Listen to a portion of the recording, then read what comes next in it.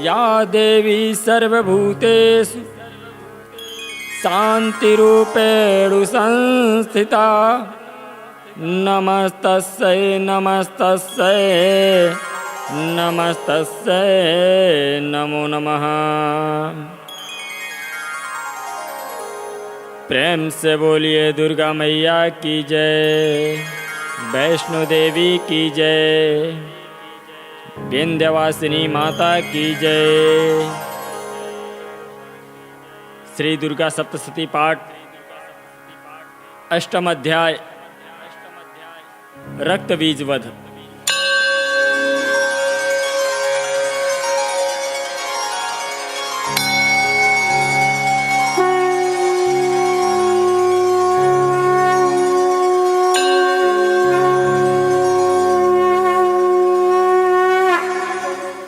महर्षि मेघा ने कहा, चंड और मुंड नामक असुरों के मारे जाने से और बहुत सी सेना के नष्ट हो जाने से असुरों के राजा प्रतापी शुंभ ने क्रोध युक्त होकर अपनी संपूर्ण सेना को युद्ध के लिए तैयार होने की आज्ञा दी।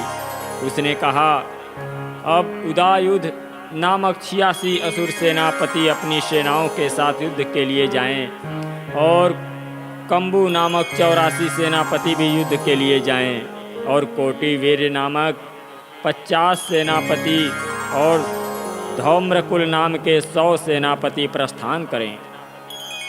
कालक, दौहिर्द, मौर्य और काल के यह दैत्य भी मेरी आज्ञा से सजकर युद्ध के लिए कूच करें। भयानक शासन करने वाला असुरों का स्वामी शुंभ इस प्रकार आज्ञा देकर बहुत बड़ी सेना के साथ युद्ध के लिए चला। उसकी सेना को अपनी ओर आता देखकर चंडिका ने अपने धनुष की टंकोर से पृथ्वी और आकाश के बीच का भाग गुंजा दिया। हे राजन, इसके पश्चात देवी के सिंह ने दहाड़ना आरंभ कर दिया और अंबिका के घंटे के शब्दों ने उस ध्वनि को और भी बढ़ा दिया।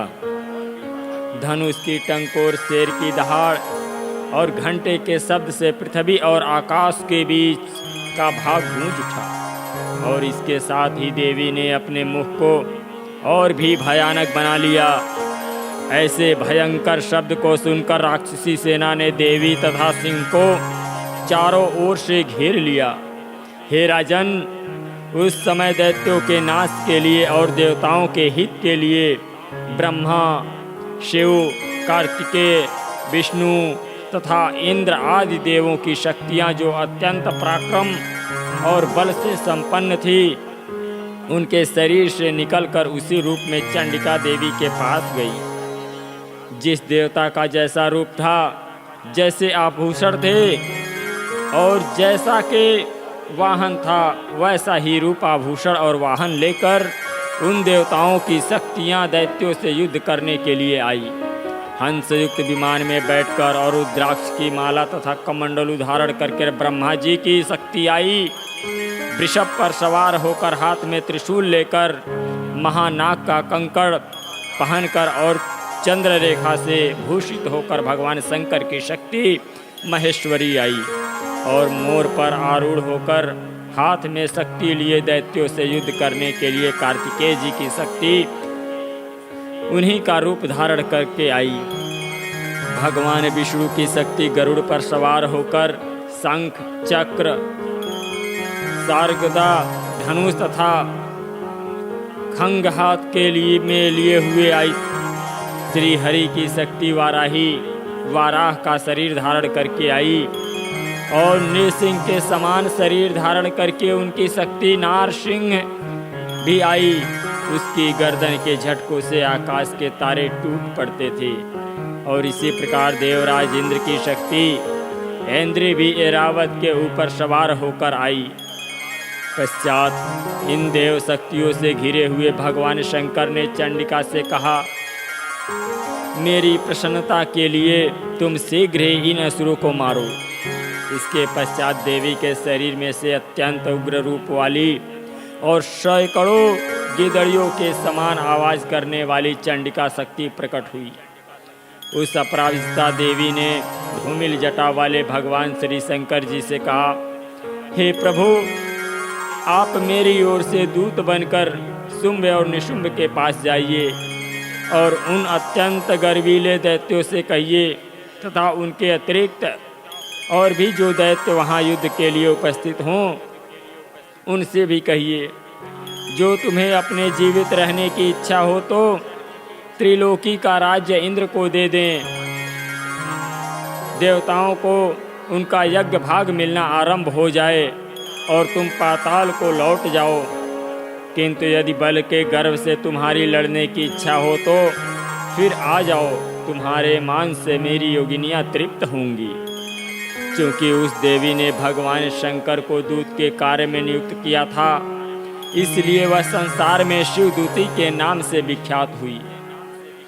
भगवान शंकर से देवी का संदेश पाकर उन दैत्यों के क्रोध का कोई आर पार न रहा और वह जिस स्थान पर देवी विराजमान थी वहां पहुँचे और जाने के साथ ही उस पर बाणों और शक्तियों की वर्षा करने लगी। देवी ने उसके फेंके हुए बाणों, शक्तियों, त्रिशूल और फरसों को अपने बाणों से काट डाला और काली देवी उस देवी के साथ आगे खड़ी होकर शत्रुओं को त्रिशूल से विदीर्ण करने लगी और खट्टवांग से कुचलने लगी। ब्राह्मणी जिस तरफ दौड़ती थी उसी तरफ अपने कमंडलू का जल छिड़क कर दैत्यों के वीर व बल को नष्ट कर देती थी। और इसी प्रकार महेश्वरी त्रिशूल से, वैष्णवी चक्र से और अत्यंत कोप वाली कौमारी शक्ति द्वारा असुरों को मार रही थी। और इंद्र के बाजू के प्रहार से सैकड़ों दैत्य रक्त की नदियां बहाते हुए पृथ्वी पर सो गए।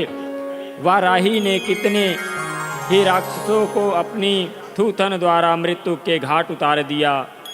दाढ़ों के अग्रभाग से कितने ही राक्षसों की छाती को चीर डाला और चक्र की चोट से कितनों ही को विदीर्ण करके धरती पर डाल दिया। बड़े बड़े राक्षसों को नारसिंही अपने नखों से विदीर्ण करके भक्षण कर रही थी और सिंहनाद से चारों दिशाओं को गूंजाती हुई रणभूमि में विचर रही थी। शिवदूती के प्रचंड अट्टहास से कितने ही दैत्य भयभीत होकर पृथ्वी पर गिर पड़े और उनके गिरते ही वह उनको भक्षण कर गई। इस तरह क्रोध में भरे हुए मातृगणों द्वारा नाना प्रकार के उपायों से बड़े बड़े असुरों को मरते हुए देखकर राक्षसी सेना भाग खड़ी हुई और उनको इस प्रकार भागता देखकर रक्तबीज नामक महापराक्रमी राक्षस क्रोध में भरकर युद्ध के लिए आगे बढ़ा। उसके शरीर से रक्त की बूंदें पृथ्वी पर जैसे ही गिरती थी तुरंत वैसे ही शरीर वाला तथा वैसे ही बलवान दैत्य पृथ्वी से उत्पन्न हो जाता था। रक्तबीज गदा हाथ में लेकर इंद्र के साथ युद्ध करने लगा। जब इंद्र शक्ति ने अपने वज्र से उसको मारा तो घायल होने के कारण उसके शरीर से बहुत सा रक्त बहने लगा और उसके प्रत्येक बूंद से उसके समान ही बलवान तथा महापराक्रमी अनेकों दैत्यों भयंकर रूप से प्रकट हो गए। वह सब के सब दैत्य बीज के समान ही बलवान तेज वाले थे। वह भी भयंकर अस्त्र शस्त्र लेकर देवियों के साथ लड़ने लगे। जब इंद्र के वज्र प्रहार से उसके मस्तक पर चोट लगी और रक्त बहने लगा तो उसमें से हजारों वीर असुर उत्पन्न हो गए। वैष्णवी ने चक्र से और इंद्री ने गदा से रक्तबीज को चोट पहुंचाई और वैष्णवी के चक्र से घायल होने पर उसके शरीर से जो रक्त बहा उससे हजारों महाअसुर उत्पन्न हुए जिनके द्वारा यह संपूर्ण जगत व्याप्त हो गया। कौमारी ने शक्ति से, वाराही ने खड्ग से और माहेश्वरी ने त्रिशूल से उसको घायल किया।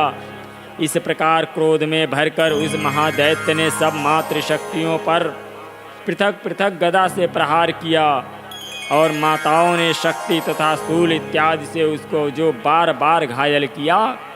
उस सैकड़ों महादैत्य उत्पन्न हुए और इस प्रकार उस रक्तबीज के रुधिर से उत्पन्न हुए असुरों से संपूर्ण जगत व्याप्त हो गया, जिससे देवताओं को भय हुआ। देवताओं को भयभीत देखकर चंडिका ने काली से कहा, हे चामुंडे, अपने मुख को बड़ा करो और मेरे शस्त्रघात से उत्पन्न हुए रक्त बिंदुओं तथा रक्त बिंदुओं से उत्पन्न हुए महाअसुरों को तुम अपने इस मुख से भक्षण करती जाओ।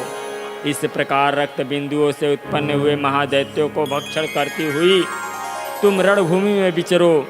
इस प्रकार रक्त क्षीण होने से यह दैत्य नष्ट हो जाएगा। तुम्हारे भक्षण करने के कारण वह अन्य दैत्य उत्पन्न नहीं होंगे। काली से इस प्रकार कहकर चंडिका देवी ने रक्त बीज पर अपने त्रिशूल से प्रहार किया और काली देवी ने अपने मुख में से उसका रक्त ले लिया। जब उसने गदा से चंडिका पर प्रहार किया, प्रहार से चंडिका को तनिक भी कष्ट न हुआ, किंतु रक्त बीज के शरीर से बहुत सा रक्त बहने लगा। लेकिन उसके गिरने के साथ ही काली ने उसको अपने मुख में ले लिया। काली के मुख में उस रक्त से जो असुर उत्पन्न हुए उनको उसने भक्षण कर लिया और रक्त को पीती गई। तदनंतर देवी ने रक्त बीज को, जिसका कि खून काली ने पिया था, चंडिका ने उस दैत्य को वज्रबाण, खड्ग तथा रिष्ट इत्यादि से मार डाला। हे राजन, अनेक प्रकार के शस्त्रों से मारा हुआ और खून से वंचित वह महादैत्य रक्त बीज पृथ्वी पर गिर पड़ा। हे राजन, उसके गिरने से देवता अत्यंत प्रसन्न हुए और माताएं उन असुरों का रक्त पीने के पश्चात उद्यत होकर नृत्य करने लगी। प्रेम से बोलिए सच्चे दरबार की जय, दुर्गा मैया की जय।